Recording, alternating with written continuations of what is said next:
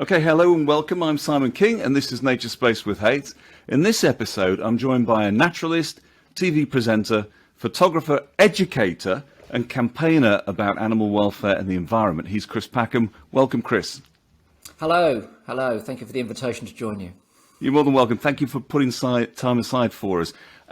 Now then, we've had a little bit of a chat before I hit record, and I understand you've got a quiz for us, which I'm petrified because I don't want to have to answer anything today. No. We can leave that to the viewers, but I quite like a quiz. My father was, very keen on the acquisition of knowledge rather than the access to information. So the difference being that if you learn something and know something, you can join it to other things you know and have learned to provide context. Whereas if you just get on Wikipedia and look up the date of something in isolation, it really doesn't mean very much.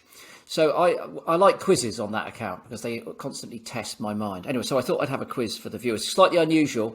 So I, like many naturalists, have collected many things over the years that I've picked up and found out in the natural environment. I have a huge collection of feathers, massive collection of skulls. I got into collecting skulls when I was about 8.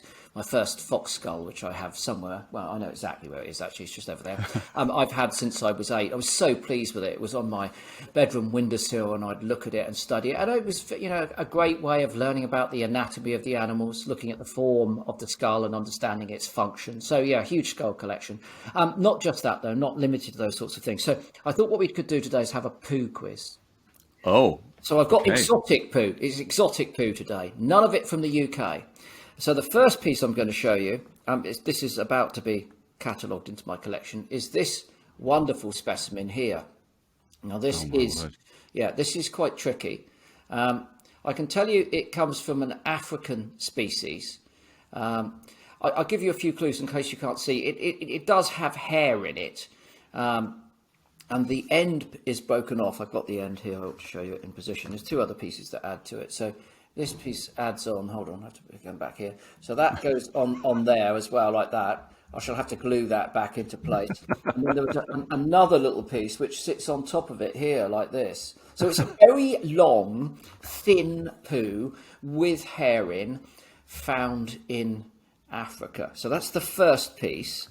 What else have I got here? Right, okay. Here's some very different poo. I've got a whole polythene bag full of this. So this is these are pellets, if you like, and these will be familiar if you're looking at species of herbivore in the UK. You might have come across some sheep or some deer. Crots, we call them crots, these little pellets like this. Anyway, these are larger, and I've collected the whole deposition in a supermarket carrier bag, and I think there are probably in the region of I don't know, probably about 70 or 80 of these that have come together. And again, for scale, they're about 1.5 centimetres. Some of them are 2 centimetres in diameter. So that's those. And then there's one last piece, another herbivore. And this one is a beauty. There we are. Look at that. Oh, yes. Right. We're moving up a gear here. Yeah, that's big. It's impressive. Smells delightful. Smells like a hay, frankly.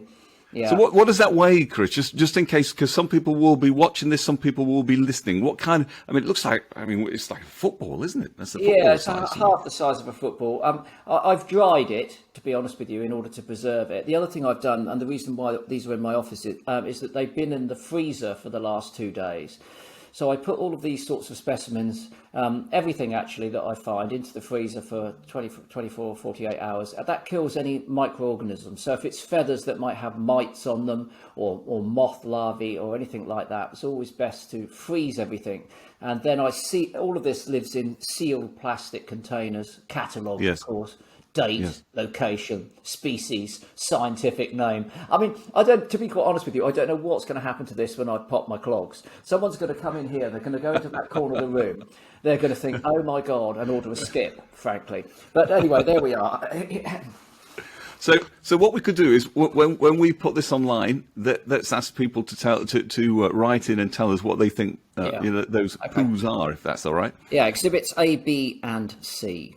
What's your fascination with poo? You know, in terms of animals, what does it tell us? Well, I mean, lots. I mean, you know, that's extremely valuable from a biological perspective. The first thing it tells you is which animal has been there. So if animals are very shy, nocturnal, you maybe don't get to see them, or they occur at very low densities. Sometimes if you find their poo, it's just a presence-absence thing. I mean, a lot of people, you know, communicate with me and they say, we found this, you know, sort of black, glistening poo on our lawn. It's about 2 or 3 centimetres long. It's just about 0.5 to 0.8 centimetres in diameter. It's hedgehog.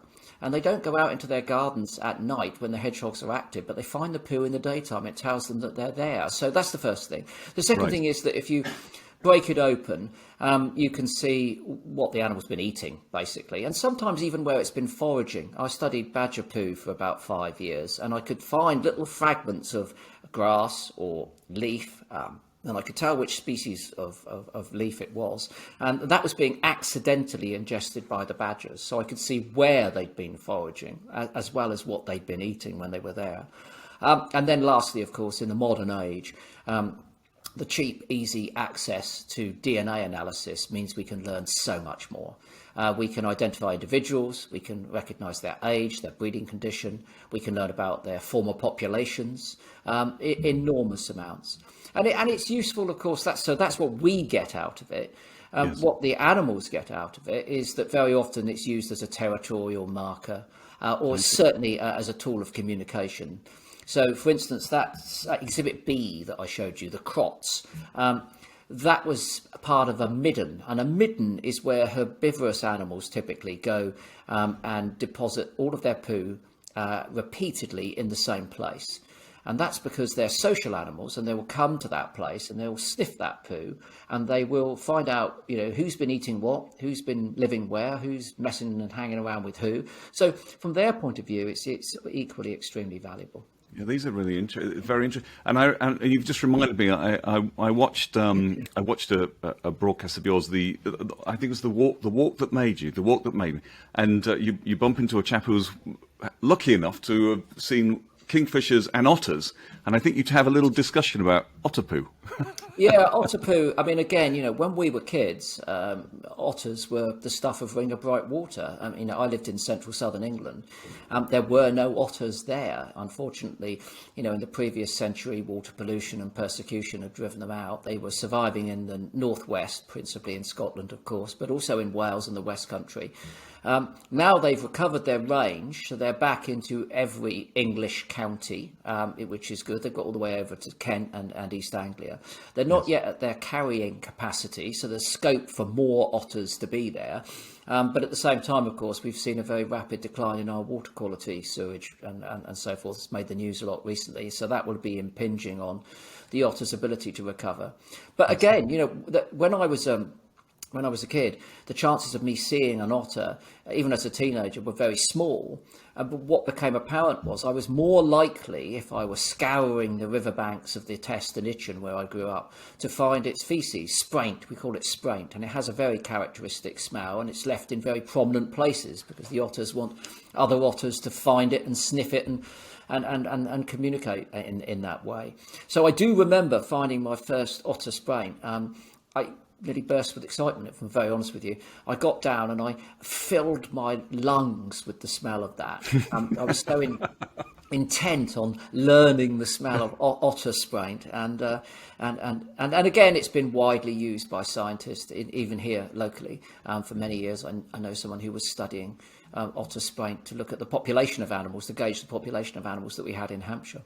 Fantastic. Now, anybody who's, I think we may have aroused a feeling for people to know more about these movements. And I noticed that I know there's a calendar you have, which is the full of calendar, so people can learn more about this, because there's a serious side to this, really, isn't there? There's a fun side, but there's, as you say, there's a really serious side to this as well, educational side, which is why I introduce you as an educator as well.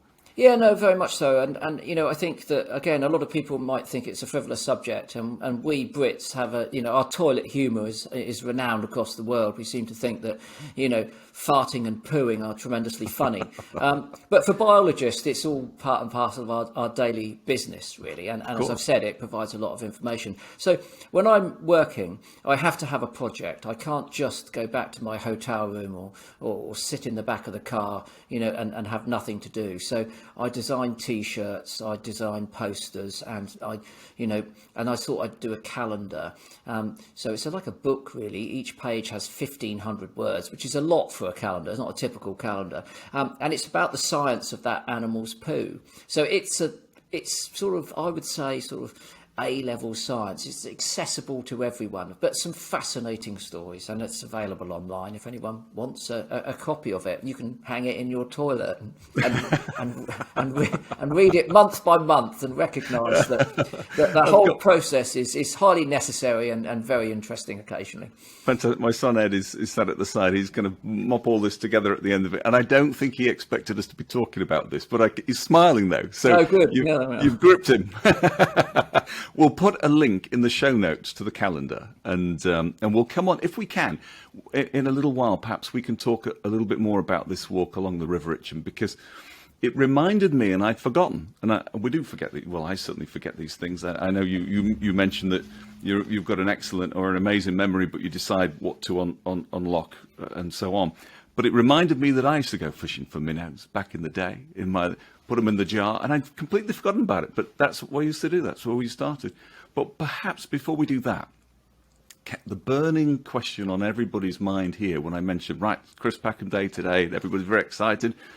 What's on Chris Packham's bird feeders at the moment? And that's the main question. Yeah, okay. So our keen customer, as you know, thank you for your service, and it's always impeccable, delivered on time, always in good condition, Thank you. and top quality produce that's very much enjoyed by my birds. To be honest with you, though, I've got to say it's more about what isn't on my feeders at the moment. So I live in the New Forest, and my garden is wooded.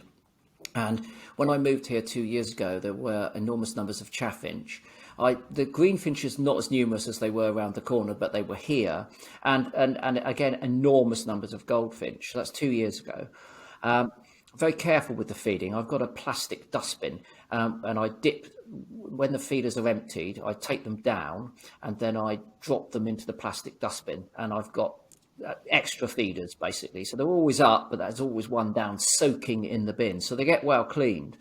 But it's just been devastating, because at the moment I've got no goldfinches at all, nothing, no system, Really? no goldfinch, no greenfinch, and I was out yesterday and there were a handful, maybe 3 or 4 chaffinches. So the tit numbers are still good: blue tit, great tit, coal tit, marsh tit, which actually nest in the garden, which is a real treat. Nuthatch, of course, great spotted woodpecker, but the finches have just fallen away. And, Right. you know, I guess that this is, I mean, we've not had dead birds here in the garden, otherwise I would have stopped feeding, but I guess that's down to, trichomoniasis. And also bird flu. We don't know what impact bird flu is having on our smaller birds. We've seen the devastating impact that it's had on seabird colonies, gannets in particular, washed up, large birds, obviously easy to find. And we've seen those over all of the beaches around the UK. The very sad news that we reported on the watches this year when it came to wildfowl and skewers and everything else was very sad. But maybe the bird flu has got into our small bird populations as well, because it's a very different winter here at the moment than it has been for the last 2. So it's a bit of a shame. Yeah, I notice it around. I'm back up to the countryside. A lot of hedgerows, a lot of food that seems still to be on the hedgerows and so on. But the easiest thing, I guess, for us to do would be to dismiss and just say, well, there's plenty of food. Lots of, autumn has had its flush and so on. So that's it. But I want to zip back, if we can, to, you mentioned about cleaning your bird feeder, and I think that's one thing that is easy to overlook because it's a little bit hard to do, but it's actually not that hard at all, is it? Really, you're obviously, you obviously think that's an important thing to do. Clean your bird feeder. And I mean, and all you need is a plastic dustbin, basically, because the vast majority of bird feeders can be fully submerged into a plastic dustbin full of water and soapy water.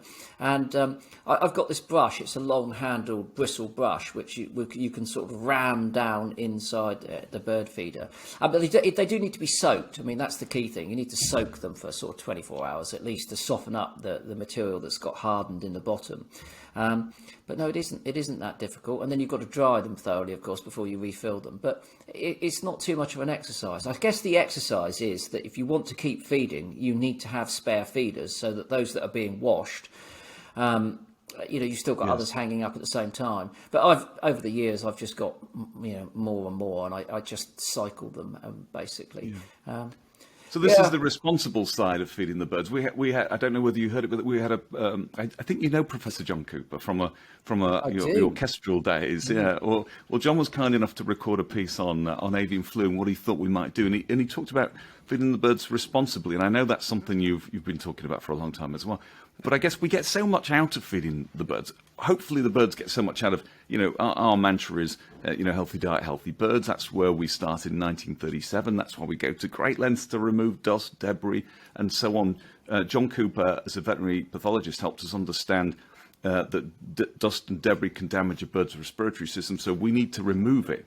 But when we're doing so much good with the food, and we're getting so much out of it, perhaps we can come on to that really from from a mental health perspective. We get so much from it as well. It seems only fair to me, to us, and obviously yourself, that we clean the bird feeder. That's a fair thing to do, really, isn't it, when we bring these species together? Yeah. I mean, we are providing. I mean, I always think of a bird feeder as being a permanently fruiting tree. That's essentially what you've done. You can plant a rowan tree. That's one species. You can plant some Gouda rose or whatever else you want in your garden, but it will only produce fruit for a short part of the yearly season, and it's only one species. Whereas if you have a bird feeder, it's permanently fruiting, and you can switch the species by changing what you put in it. And furthermore, it's not rooted to the ground. So if you want to move it somewhere else for convenience, you can do so. I think that we have to accept that studies done in the United States show that our wild birds don't become dependent on our food. So there were some studies done there with chickadees, which are essentially tit species, and they stopped feeding and they monitored what happened to the birds. And rather like our urban foxes, we see that they are only taking about 50% of what we call our anthropogenic, human-provided food. So you're not creating a dependence by feeding the birds, but you are bringing them all into one spot where disease transmission is therefore of concern. You might also be bringing them into a spot where their accessibility is noticed by predators, things like sparrowhawks and so on and so forth. But again, I would argue that if you have a healthy enough population of small birds, then you ought to welcome the sparrowhawk there as well. That's part of a functional ecology. I know some people are distressed by the fact that they swoop in and murder their finches and tits on their patio, but that shows that you've got a healthy garden, basically.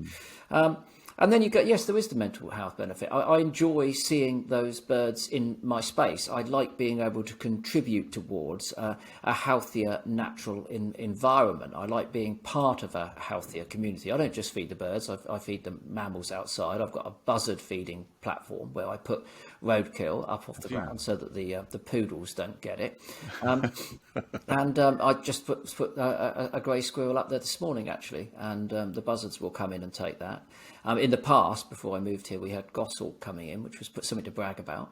So I think, again, it's about making those contributions, but making sure that you do it in a responsible way. So when it comes to feeding the foxes, for instance, I don't feed them, anywhere near the house. They're fed out in the woods, because I don't want them to develop an association between my food and me.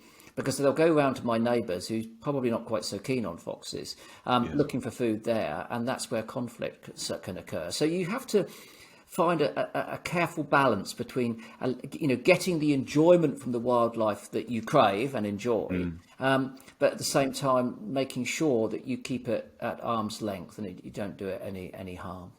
Yeah, and that seems really sensible. Back to this responsible thing that John Cooper, as a veterinary pathologist, talked about. And I think it's great that not only do you educate and talk to us on TV and broadcast to us and show us these wonderful, magnificent settings, but actually you retreat back to your garden and you're not creating. You're living this space and enjoying the most humble birds that arrive on your boat. You seem to get, doesn't really matter. You mentioned the goshawks, and I've just started reading your autobiography,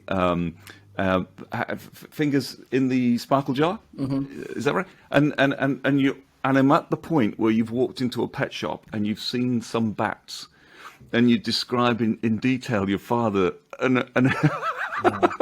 I wanted those bats, I can tell you. I really want. Well, this was the 60s, and you could go into pet shops all across the UK and find all sorts of exotic animals. There were bats, there were crocodiles, and I further, the crocodile turns up, and I speak about that. I mean, I'd have severed my limb to have that crocodile. I loved crocodiles, when I was a kid. And I did go on to keep some very exotic species of snake, and I had those for many years when I was younger. I think, the changing point came when I got my first pair of binoculars, and I realised I could learn more about animals watching them in their own environment than keeping them in mine. So at the moment, in terms of animals, we have Sid and Nancy the poodles, very important companions. My partner has a charity that has a sanctuary, and we provide a sort of forever home for abused big cats that have come principally from European circuses. So we've always had contact with those sorts of animals, but when it comes to the sanctuary, the Wild Heart Trust, our mission really is to go out of business. I know that sounds bizarre, but and it's when you're fundraising and you're telling everyone that actually your mission is to go out of business, it's a bit odd. But we would rather that there were no animals to rescue. Yes. We don't really want animals in captivity. We're left with the burden of these terribly physically and mentally abused cats that will otherwise be euthanized. And so therefore we try to look after them. So I'm still surrounded by animals as it were, but I don't have that yearning to keep them. I've got a few moth pupae at the moment, and it's the only other thing I've got in captivity, as it were. Yeah. Would you mind talking to us? I mean, can you? Obviously, this is a question you may be tired of answering, but I'm not tired of hearing about it, really, and I'm sure our listeners won't. If we can come on to that point where it changed from, I think you talk in your book about animals being captive, really, but can you remember where this deep connection with the natural world started? At what age? This is preschool, I think, isn't it? Oh yeah, preschool. I mean, I remember things clearly from about 4.5 onwards. I started school at 5, so that's my measuring point. And by that stage, I was obsessed with animals. It wasn't birds until much later. Birds weren't very tangible. I couldn't pick them up. So it was all things that I could find and handle. It was beetles and tadpoles and slowworms and lizards that I could catch, those sorts of things. Didn't get into birds until I was about 12. And again, that was in line with the binocular thing. So it was always about accessibility. But I did want to keep them. And I did want to, and I did sit there and study them, and I obviously learned the hard way about how to look after them and how to provide for them in terms of their diet and housing, etc.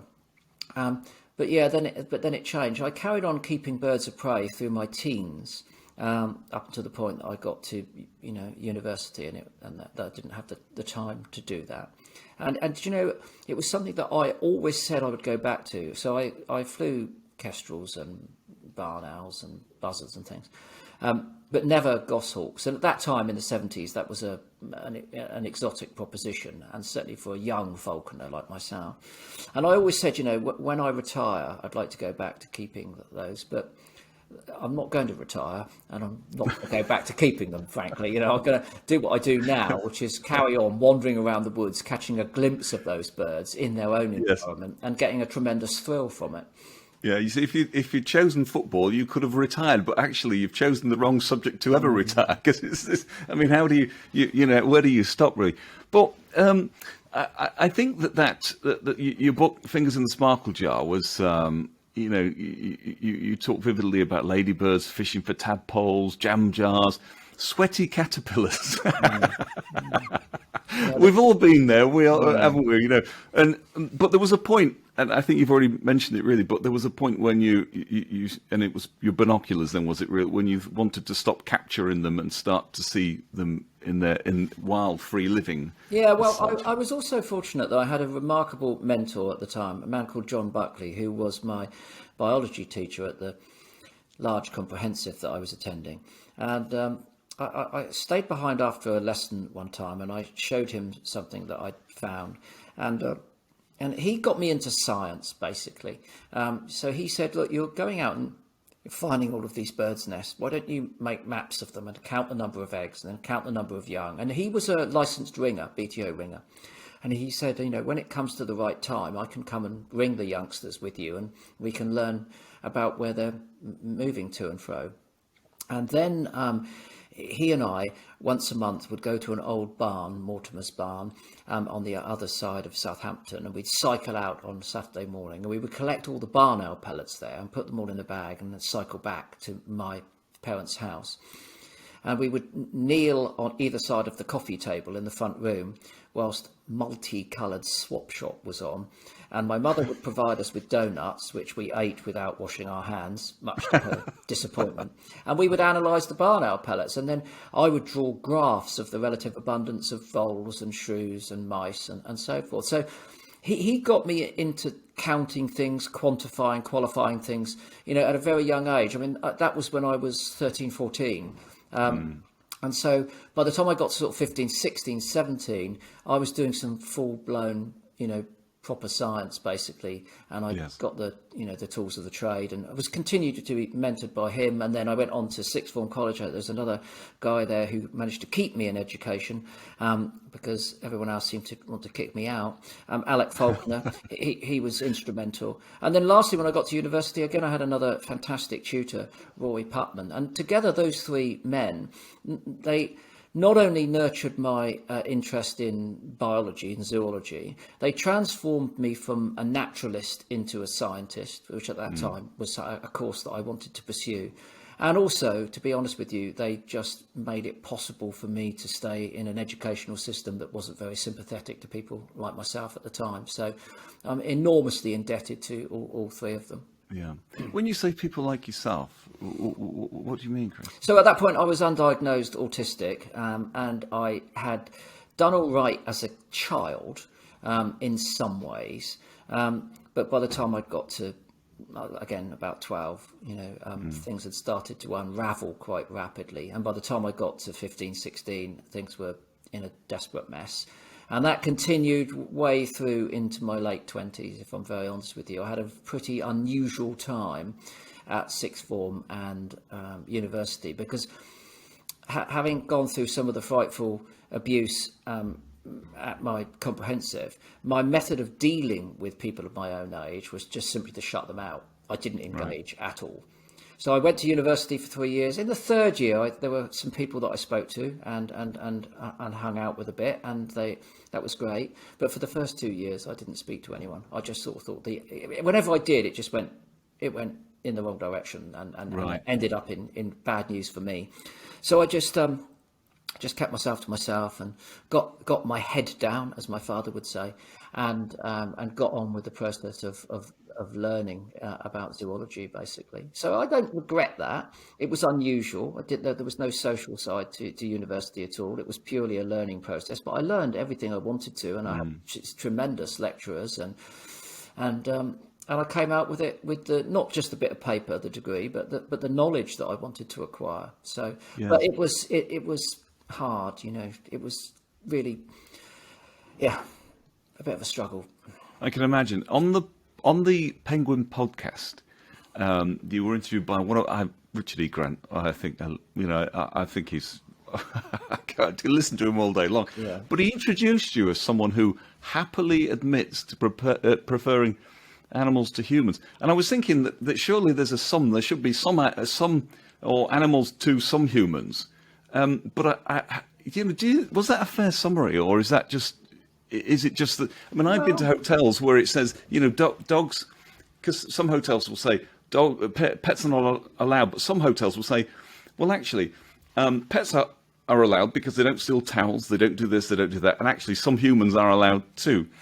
So but I prefer animals to some humans as well. But I mean, this is a bit more of a challenge, I guess, with autism. Well, I mean, I've always had very close bonds with my companion animals of other species, and they've been very, very important to me. They remain an important part of my life. I think that the unconditional love, the fact that they never let you down, people like myself, there's no grey in our world. There's just black and white. You either don't love something or you do love something. You don't love it 99%. There is no 99. That doesn't exist. There's just 100. So my commitment to their health and well-being and happiness is complete, absolutely complete. And the reward that I've always had from those relationships has been very significant and meaningful. Obviously, when you lose the animals, it's devastating. That's been problematic. But I mean, I have a partner, a long-term partner, Charlotte, and my stepdaughter Megan, who and of course we have a great relationship. But it is different than that, obviously, than that I have with at the moment. It's Sid and Nancy, my poodles, And Charlotte and Megan are happy with that. They understand it. It doesn't mean that I don't love them. It's just in a different way. And I find the need to have those relationships with, as it stands at the moment, Sid and Nancy, an important part of my life. It's very important for my mental welfare, basically. You were kind enough to share a podcast that we recorded a few weeks ago with Dr. Helen Jeffries, and we talked about the connection between autism and nature.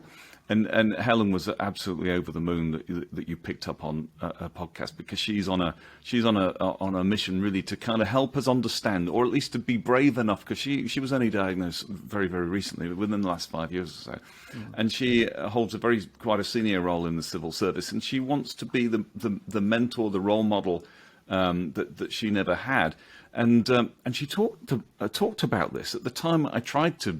Because it's very hard, isn't it, to know what it's like in your brain. But she talked about love.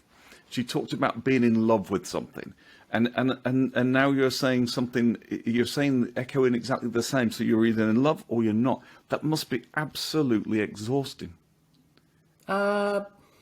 It can be. I think earlier in my life, it was probably suffocating for the things and people that I loved.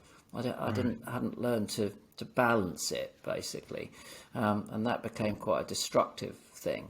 I mean, I think the thing about my type of autism, and I listened to the podcast with Helen all the way through, I thought it was fantastic. I thought there were so many parallels and similarities. It's reassuring for people like myself, and presumably like her, when we hear other autistic people speaking and we think, we're not quite so alone. We are different, but there are other people who are quite like us, not the same, but quite like us. And that is always incredibly reassuring, because I think that one of the things that impacts most negatively on young autistic people is a sense of isolation and maybe even loneliness. And there is a difference between the two.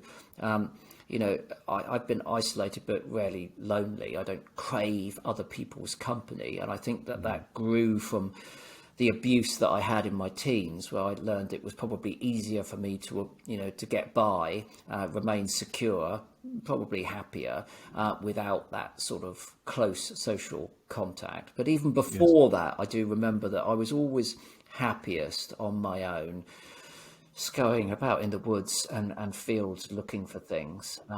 I like being in control of my own time and space.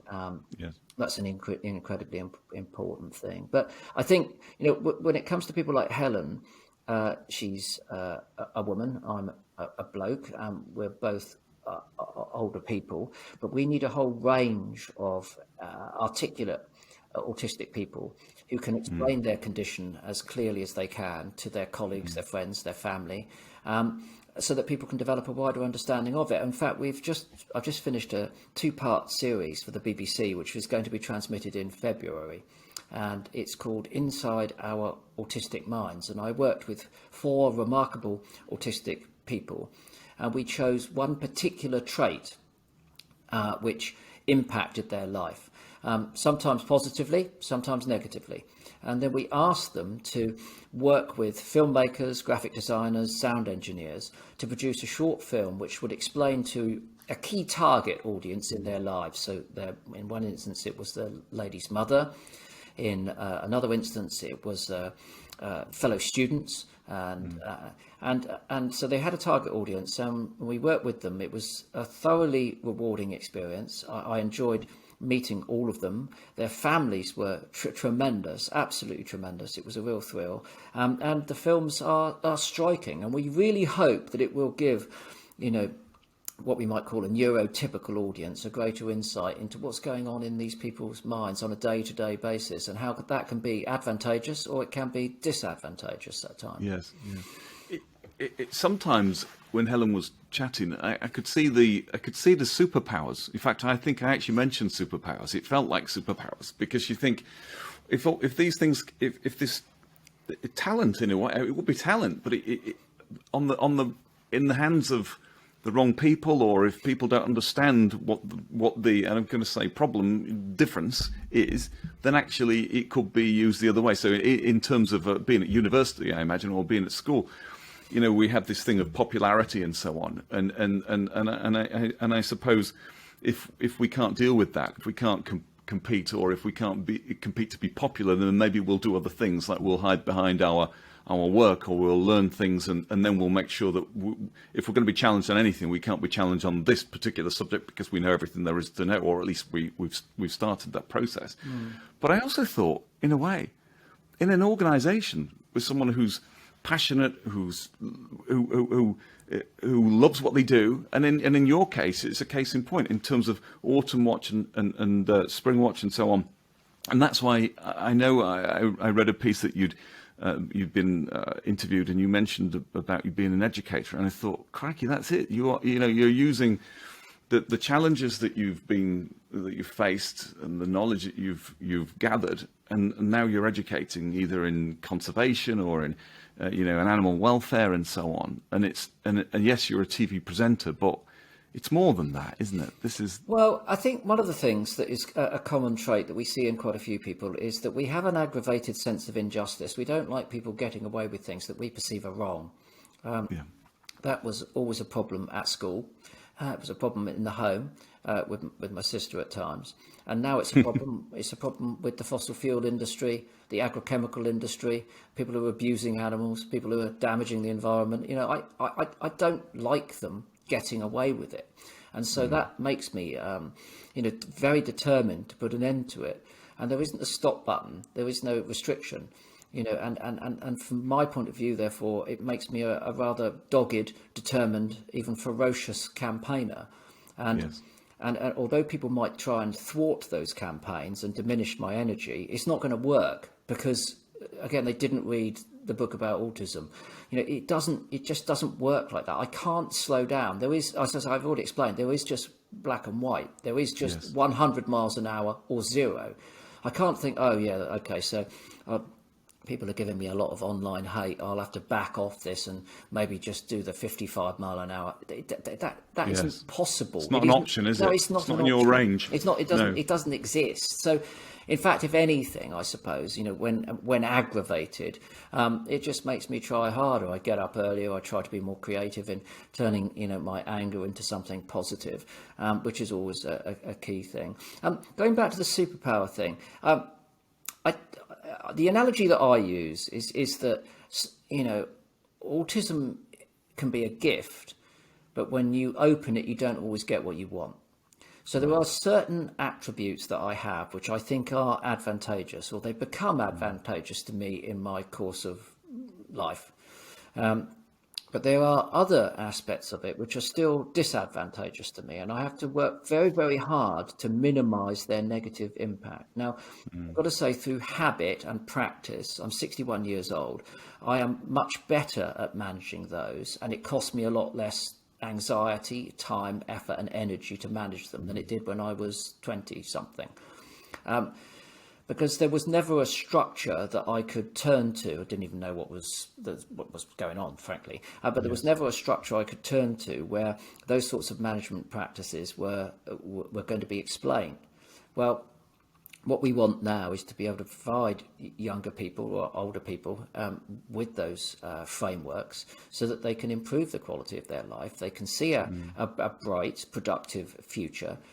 They can integrate as much as they wish to and be as productive as they possibly can. And productive, I don't necessarily mean at work. I mean in their social, mental lives and emotional lives as well. And I think everyone, basically has that right.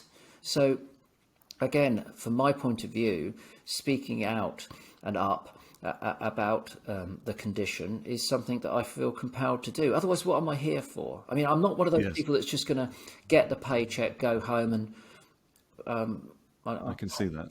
Put your feet up. I don't know what that putting your feet up even means, So I think if you've been very fortunate to have been given a voice, albeit a small voice in my instance, you have to exercise that voice for good. Otherwise, what are you for? What's the point of your... It may feel like a small voice, but I think it's an important voice. I mean, the BBC sounds to me, the BBC, obviously, talking of online hate or everybody feels they have a view of what the BBC should and shouldn't be doing. But this sounds to me like it's a good use of public money. This is public service broadcasting, well, isn't it? You know what? I'm glad you said that, because I think, having watched the programmes, I'm rarely pleased with things that I do because I know what could have been done better. We all know that. But I think that the two programmes that we made are the best of public service broadcasting that I've probably been involved in. Not that we don't do great things environmentally and when it comes to conservation and natural history, but we've got so much ground to make up when it comes with dealing with conditions like autism and other differences that people face, the problems we face with diversity and racism and all of the other ghastly ills that are still sadly prevalent in our lives. They've got to be addressed, and this, I think, is really what people pay their license. I know I say that on Springwatch the whole time. That's what you pay your license. But when it comes to these two programs, I mean it really hand on heart. Not with any frippery or at all. I shall look for, and this is just after Christmas, is it? Just end of February. End of Feb, brilliant. We'll put a link. We'll find where it is on the BBC if there's some sort of teaser, and we'll put a link to that as well, because I think people will be interested in that. Can we? Because the other thing is, you say small voice, but I don't think it is. If we can zip back to the walk that made me, I thought it was really brave of you. But back to this black and white thing, it's not brave at all, because you just felt like you needed to do it, wanted to do it, and therefore you revisited this walk that you went on regularly with your father. And your parents obviously, sound like they were super supportive. The same way that I was listening to something on, a footballer this morning, and he was talking about how his parents took him to his every weekend to the matches, to the training courses. But your parents were taking you to pet shops, they were taking you on walks. And at some point, when your father saw your eyes back to the bats, he must have thought, "Oh, why today?" Yeah, I know. But you revisited that walk along the River Itchen. Are you happy to talk a little bit, because I want people to go and watch that. Yeah. And that camera is brilliant. Oh, the camera, yeah. So what we did was, I'd seen a programme that some people I knew and I'd worked with in TV before had made, and they'd made a half-hour programme, and the contributor was carrying a 360-degree camera, so they're on their own. You can't go near, if you're filming 360 degrees, you can't have anyone standing alongside you. So they had a microphone recording into a device in a backpack, and then I carried the camera, and they filmed the contributors using drones from a distance, of course. Right. And so I said, I quite like that. It was a really brilliant program. They said, "Oh, would you like to do one?" And then COVID hit, and that was the end. So, and off the back of it, then we started discussing where we were going to do it. And for me, there was only one place. I didn't want to. There were lots of beautiful walks all over the UK. I've been fortunate to have done a few of them, but it needed to be one that I knew. I just had that. You had to have a purpose. I can't just go for a walk and say, "Oh, nice the trees are," and "Oh, look, there's a woodpecker." Everything I do has to have a purpose. It's got to have a result. It's got to move something somewhere. It's got to be the potential. It doesn't always work, but the potential for a positive outcome. Right. So I said, oh, let's wait until we can do it in Hampshire. So we got up one day. I got up at 3 o'clock in the morning. I drove up to the spot, and then I walked until 8 o'clock in the evening. And on my own, we charged the batteries, and so they had a sandwich at lunchtime. And the rest of the day, I was on my own, and I just talked about what I felt and what I had felt and what I remembered of those places. And then they cut it all together. And I was very fortunate, as you say. My parents invested enormously in my education. They thought I went to school to do the basics, basically.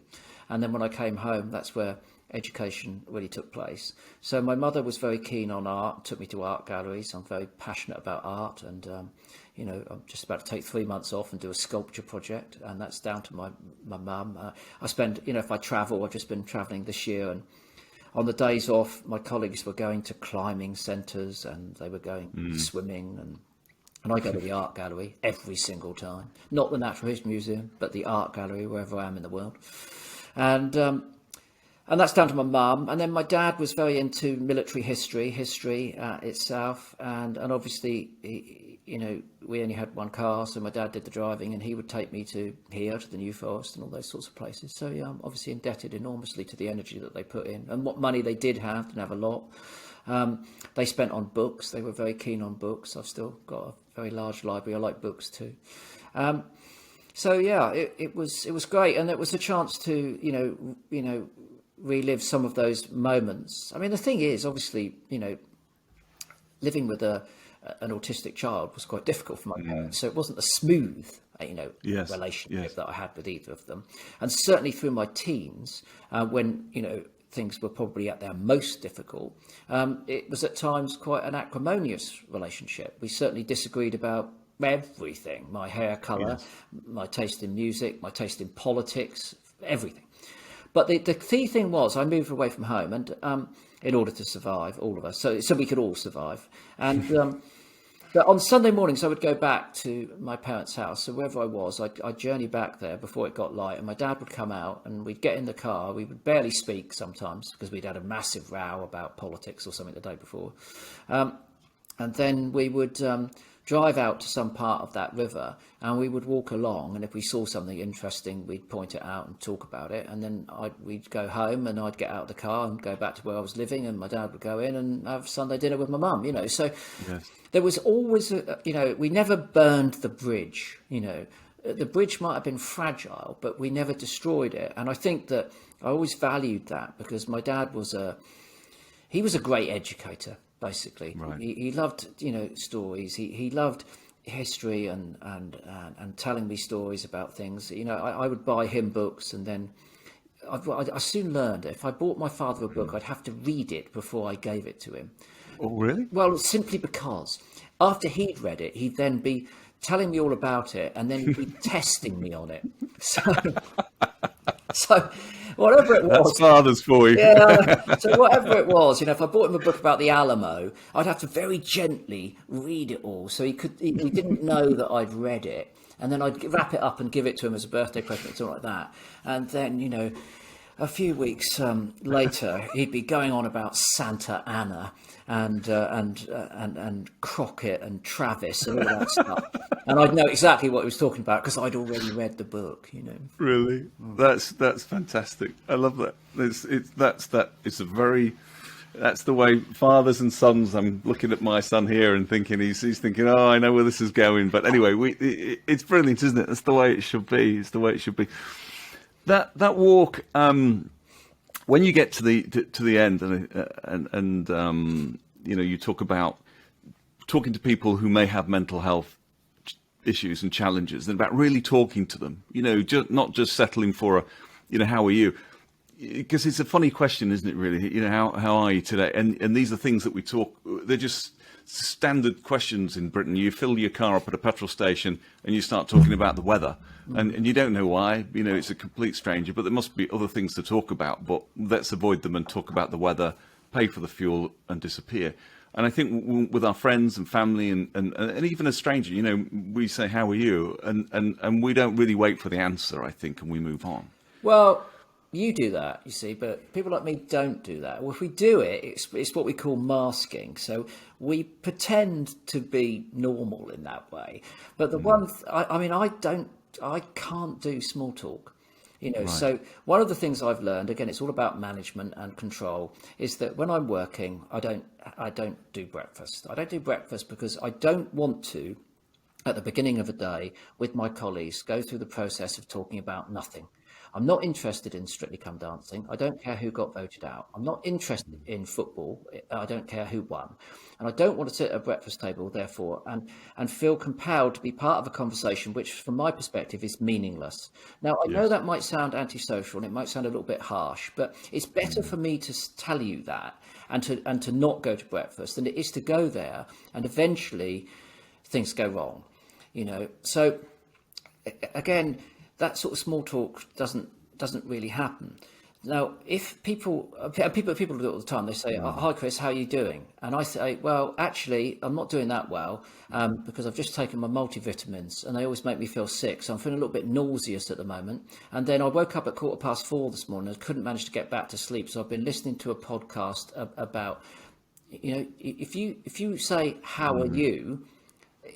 That's a question that needs an answer.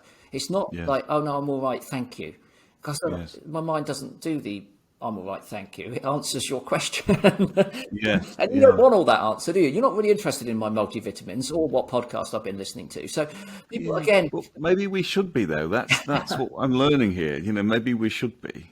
Well, my colleagues have learned not to ask me those questions because I don't want to answer them. It's irrelevant. And secondly, they don't want to know the answer. So one of the ways of easing into the day is that I don't need food in the morning, so I can skip breakfast. So that's one of the things that I do. And that's not... You've got a philosophy on food, I think, was it? Yeah.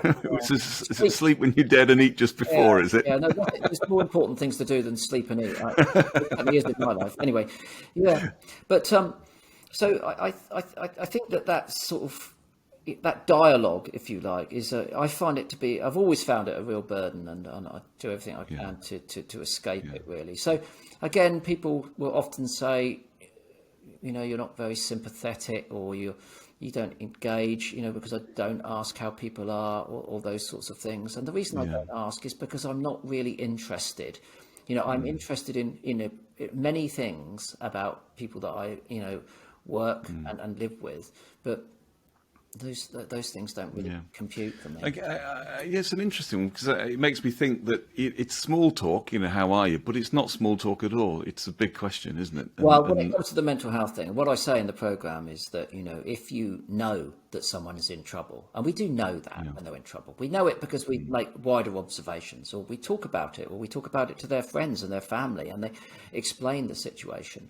And then we have this terrible habit, I think, of saying to that person, "How are you?" And they say, "I'm fine, thank you." And you say, "Oh, okay, that's good. Let's have another pint."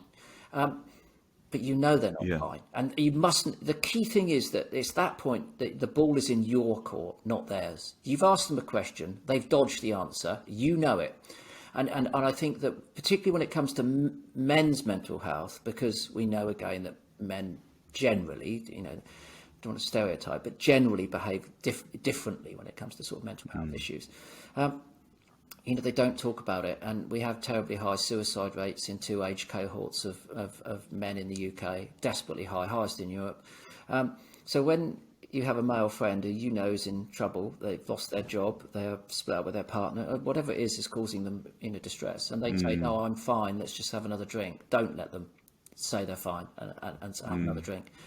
You need to get them to discuss that issue and get them to find some help. And that you may not be the help. I mean, I think I've got to be really clear here that, through my own periods of mental health issues, my friends and family tried very, very hard to deal with those issues, to, initiate repair and recovery, but they simply weren't trained to do it. And getting access to healthcare professionals when people are seriously mentally ill is absolutely essential, in my opinion. I'm not an expert, I'm just giving you my opinion, but and of course that is a struggle given the NHS that we have today and the under-resourced nature of that.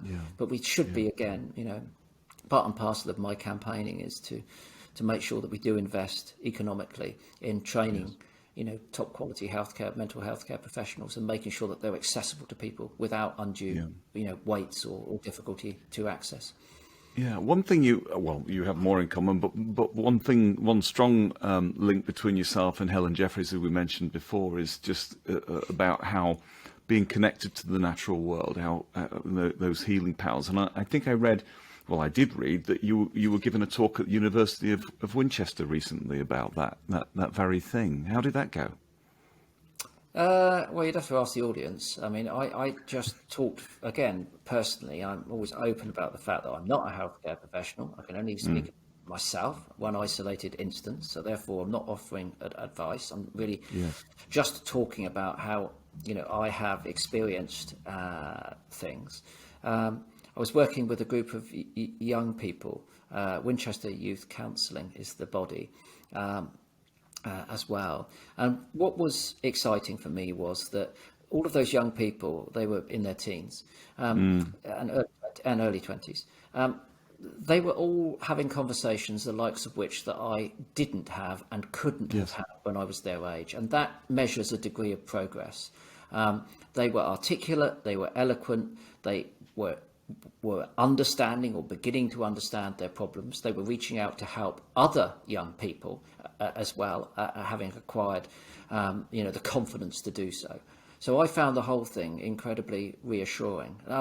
They still, rather like myself, were bemoaning the fact that when it came to, bear in mind that this is a charity that they're working with. So this isn't, again, the NHS. Rest assured, I am a massive fan of the NHS and a very keen supporter. So I'm not implying anything negative about the NHS here. I'm implying there's something negative about government funding of the NHS and so forth.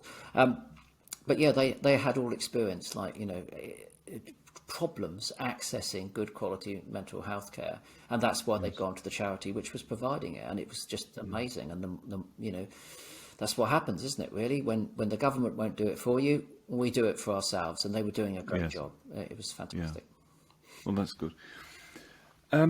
You talked about potentially making a positive difference, and if I don't know if you're aware of.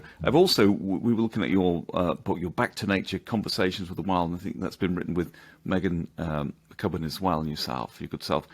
Now, I think, was this on the back of a podcast during lockdown? Yeah, well, we set up a thing called the Self-Isolating Bird Club during lockdown. So we would do a daily, Facebook program and YouTube, Twitter, everything, and and that's what we did. We just shared the joy that we experienced in our small garden and the woods around it throughout the course of the lockdown period. And a lot of people, were responding to nature for the first time in many years, or maybe even for the first time. So it became very, very popular and developed a huge following. And Megs and I would just get up of a morning and we'd go out and see what we found, and then we'd talk about it and play a few, do poo quizzes and things like that. And then I want to tell you how that's inspired us, really, in a way, because one thing when I watched there was a short video, and you were talking about ponds and putting ponds in gardens and things, but also I think you said, look, we're going to need something bigger than this. We're going to need a bigger boat. We're going to need a bigger pond, if we're going to do more for nature. So I wanted to let you know how the work that you do, how that's helping a company like us. Because obviously what I don't want to do is talk on a podcast all about bird food and so on, just sell. We've got a responsibility also to make a positive difference. So when we read or hear about, the work that you do to talk about bringing or back to nature and how to love life and save it and so on, we think about what can we do. Well, we have an opportunity. We are moving. We're relocating our business from Grimsby into a little place called Louth, which is just on the edge of it's the capital of the Lincolnshire Wolds.